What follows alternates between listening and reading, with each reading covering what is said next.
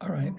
Well, what we're looking at is, I believe, the third visual layer of a film that I made that is an attempt to discuss the phenomenology of dysgraphia. And this would be the second audio voiceover for this. So if you listen very deeply, you should be able to discover a voice below the voice that you're hearing me speak with, and that's the last voiceover for this particular film.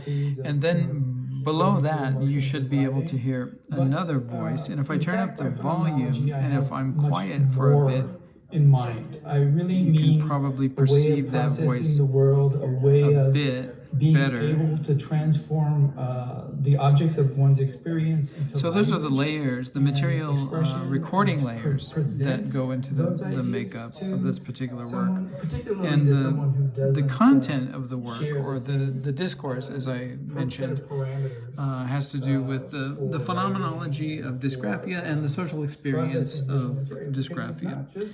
And what I'm doing at this particular moment in the narration is discussing the range of cognitive difference that whatever it is that one calls my experience of the world entails, and that it essentially it goes beyond merely that's more what I'm writing words and transcribing text, but it has to do with the experiences of sets, let me jump ahead because I'm a little bit remembering sequences of numbers, At this point, counting, what I'm describing is, and I've already moved on to describing something else.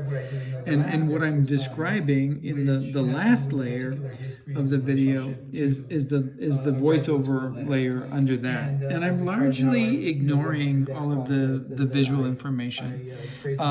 I will eventually, at some point in the last, in the highest level of voiceover, beneath the level that I am speaking through, or that the subject of this last voiceover is speaking through, I will eventually compare what the first level of voiceover is describing, and what the hand that's being recorded drawing this particular text actually produces. But that won't occur for some time.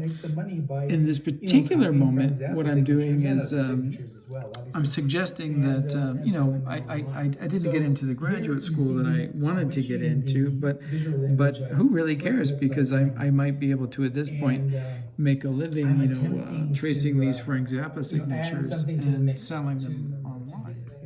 All right, and I'm describing that process.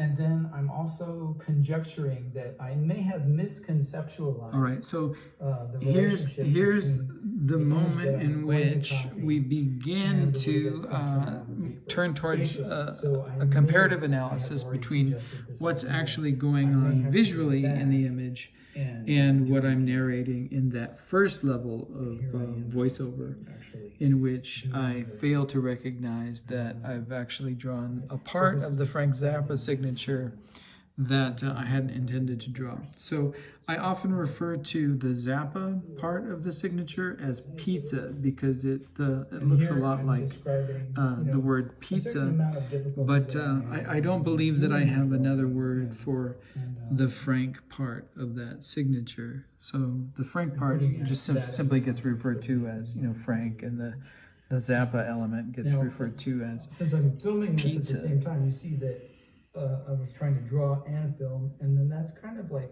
splitting one's So mind. I'm talking now about, I'm I'm hinting that there's a rhetorical strategy in the building of these recursive layers of filmmaking, and that rhetorical strategy has to do with granting the audience and the viewer of the video a kind of cognitive dissonance that exists, for me and other individuals that have, disabilities related to writing and reading, that this, cognitive split, exists in the act of either, writing or reading itself. Because decoding poses so much of a problem of attention and focus that the content that one is attempting to transcribe often gets lost in the act of the transcribing or the writing itself. All right, so now I'm describing the way that I've produced these images, and again calling attention to the fact that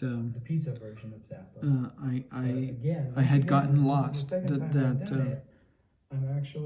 That for the second time I'm producing an image of something that I think I'm producing an image of while I'm thinking of producing an image of something else, meaning that I'm either drawing the frank or the pizza, even though I believe that I'm drawing whatever the other is. It may have been $3.19. And I'm not sure what the $3.19 refers to anymore. So I just made that if it has to do with how much the $3 in some sense. I don't know what it really has to do with. Quirks.